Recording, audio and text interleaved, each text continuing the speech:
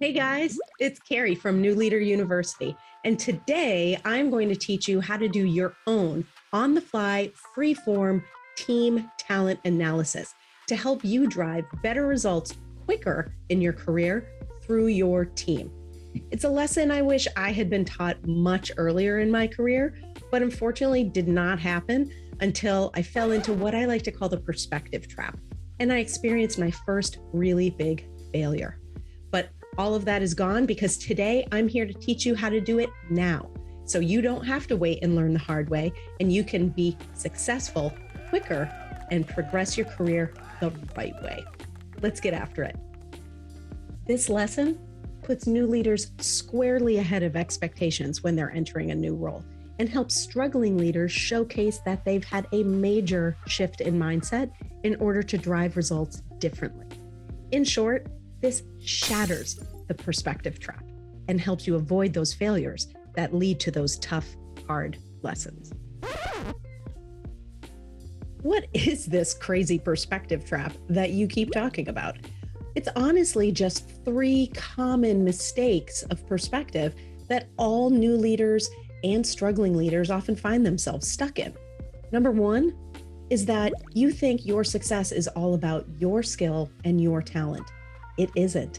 It is about your team's skill and their talent. The second mistaken mindset is the fact that you jump over your direct reports to fix the issue that is giving you poor results, instead of enabling your team to fix the result themselves. And the third perspective mistake that most leaders make until they've experienced failure and learned this lesson is that they believe their team is static and their teams should stay put. Once you've found a successful combination, you don't want it to change. That also means that if you're stuck with a combination or an organization that is not optimizing your team members' strengths, skills, or talents, that you're stuck there. You are not. Your talent is flexible, and it is at your discretion to make sure that they are optimized in the correct position to get the right results. Don't do those things. Seriously, do not do them. They are easy to fall into because when you're a new leader or you're a leader who's struggling, you feel that it is all on your shoulders to be the one driving the success and to be the one fixing the problem. The issue is that you exclude your team and the perspective shifts to a mirror back on yourself instead of looking outward at how you can actually course correct quickly and with more long and sustained success. We're going to learn how to do it the right way today and avoid you having to wait to learn it the hard way. That is a big, big insight, particularly for new leaders who are just in a role. So if you're finding that this video is helpful, why don't you go ahead and give that like button a little tap? It goes a long way for helping the channel, and it helps us see that this type of content is what new leaders or struggling leaders really need in order to make the difference and help them be more successful. All right, back to the lesson. So what is a team talent analysis? Well, all companies have this sort of thing and conduct them usually at specific times of the year, like an annual performance review, for example. But what a team talent analysis is, at its heart, is a collection and review of all of the metrics and measurables that an organization measures success against in order to reach their objectives. Sounds kind of complicated, but honestly, it is not.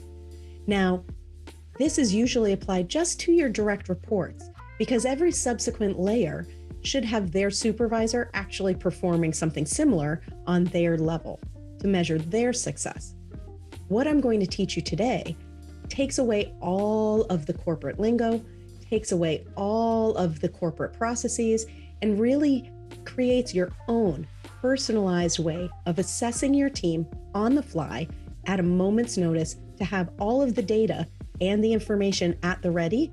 So if you get a question, if you need to analyze a result, or if you actually have to submit a proposal or a change to your supervisor, you have everything ready for you.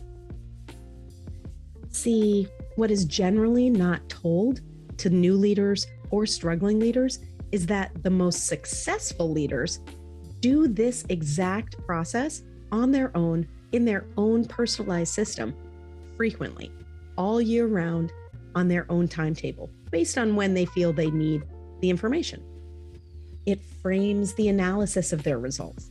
It informs them when they feel like they need to make a change or reorganize their team.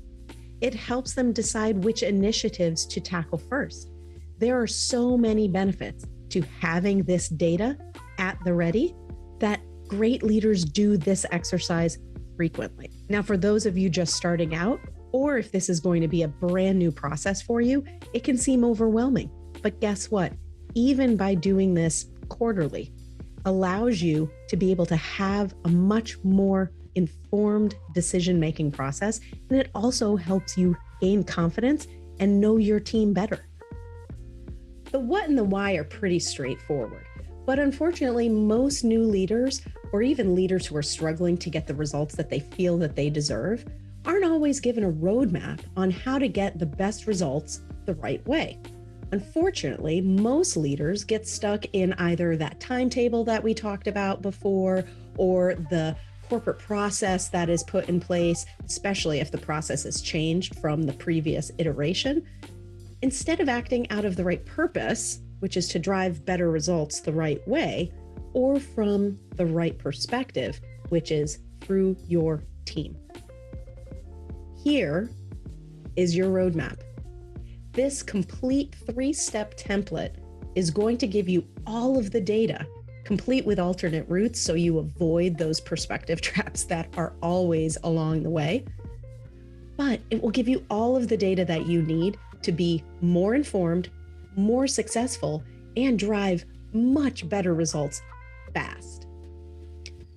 Trust me when I tell you that the initial time it takes for you to set these pages up is very well worth the investment of your time. If your boss calls you out of the blue and asks you why you lost a client or blew a sales pitch, or you have to dissect why a certain area of your business is downtrending, or even if you simply need to pick someone from your team to lead a new initiative, this data at the ready is indispensable and allows you to answer those questions with more confidence and more clarity than you would otherwise. I said it's a 3-step process. It's really a 3-page template. Page 1, you're going to pull together all of the metrics. And what I mean by metrics is if it's measured and it's something your company tracks in order to judge whether someone is successfully doing their job or successfully progressing towards a goal, you want those.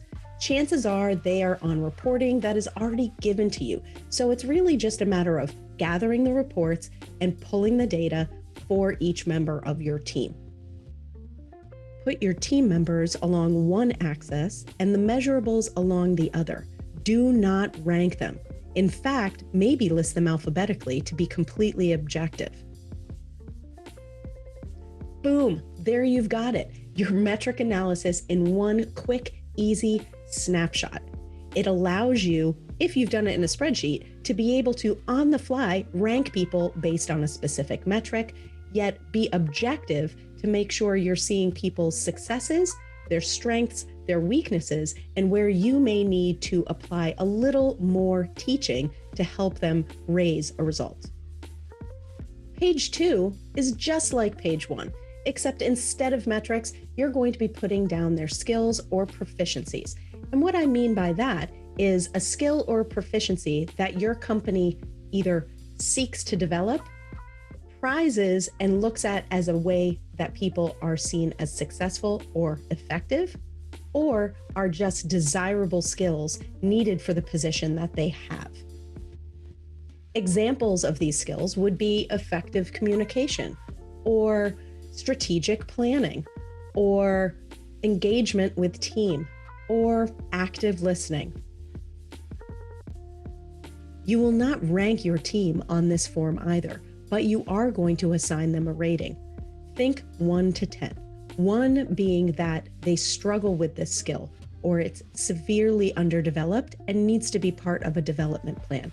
10 being that they are masters and looked at as a leader for others when it comes to this skill or proficiency. The beauty of this page is it helps you quickly narrow down, based on a person's skill level, who may be the best to spearhead a new initiative, or who should be the person to present at a new sales conference. Effective communicator who is only rated a 5, or effective communicator who is rated a 10. Again, by not ranking them initially in your form, it allows you to truly objectively look at the landscape and the skill set of your team to pick the right person with the right skill and talent to get the right result for your team. Page 3 is a bit different. What it is a predicted potential versus career goal page. Now, what the heck does that mean? Well, first of all, it's important to do this one last. Don't do this first. Do not do this first. By doing this last, you are relying on cold, hard data and observed skill level to make a very informed prediction about what you feel a person on your team's potential could be. It could be potential within their role. It could be potential in the long run for your entire company. Are they going to just be a leader who steps up one level, or are they going to rise to be the next CEO for the organization? You can do this, but you need to be able to predict based on data, not on bias. At the other end of your prediction is what their career goal is. It's very important for you to understand that as a leader of a team, your team each has goals. And if they are currently in a position and they have a current potential that you've assessed that does not match their career goal, there might be some struggles. It's very, very important to try and get those to match as close as possible. And this is the page that most likely will guide you when you are working on a development plan for each member of your team. This is also the page that you're going to refer to the most when you're speaking with elevated leaders who are above you when you're thinking of reorganizing your team. Having everything on one piece of paper allows you to quickly look at what someone's hopes and dreams within their career are, look at someone's predicted potential and possible time frame and maximum role, and be able to make a very informed suggestion of how you would reorganize your team to get the results that not only are better for yourself, but also impact the company in a positive manner for the long run. See here, this part is where most leaders find that a shuffle may be needed in order to maximize their team's effectiveness. That often could mean actually shifting someone to a role laterally, or even making a change in function altogether in order to really tap into their potential and their career goals the right way. And there you have it, your own personalized system for assessing your team on a regular basis in 3 easy, simple pages, or as I like to call them, 3 tools to keep you out of the perspective trap and as a leader driving results the right way for both yourself and for your team.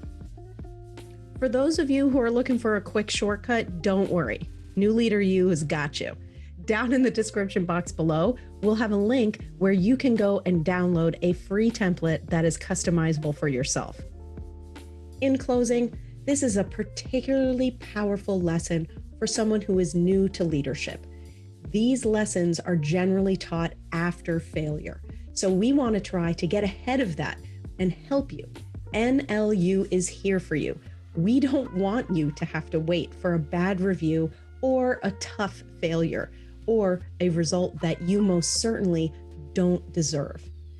Take these steps today, and I guarantee you, you will start seeing a change in the results you get, as well as the camaraderie and the relationships that you're building with the people that you lead.